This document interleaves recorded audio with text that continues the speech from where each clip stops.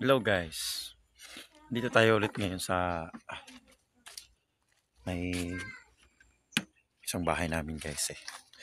So siya nga pala guys, kasama ko ngayon yung ah, motor. Motor ng asawa ko guys to eh.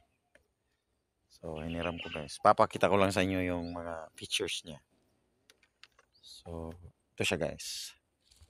Ito yung sinasabi ko guys, si Flex 125i by Rosie. Ito siya guys. Ikutan ko lang ng simple guys ha.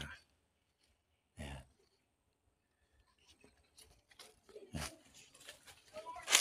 Yun sinasabi ko guys. Ayan. So ito guys, yung mga picture to guys, ito ay if I na.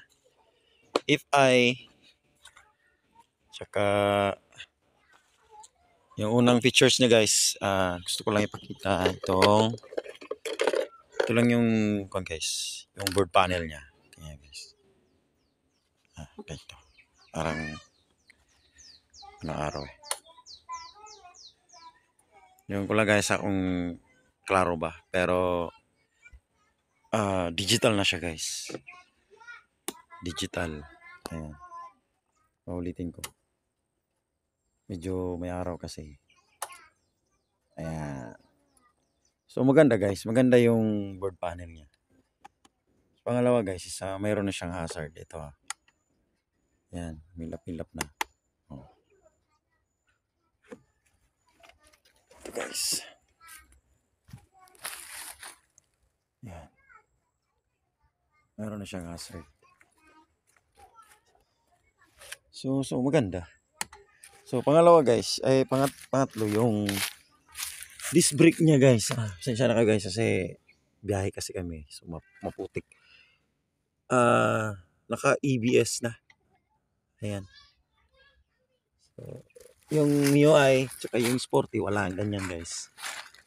So napakaangas. Ayan. At saka yung takbo niya guys, super smooth. Mas smooth pa yata sa MIUI at saka sa Sporty. Oo. Naka-ABS na siya. Ito yung engine niya. Binuksan ko na to eh. So maganda yung engine niya guys. Naka-FI fuel injector. Ayan. Ito si Flex.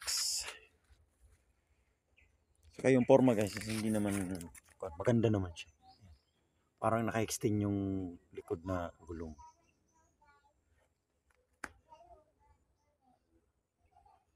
So, yun lang guys. Gusto ko lang i-share. So, yeah.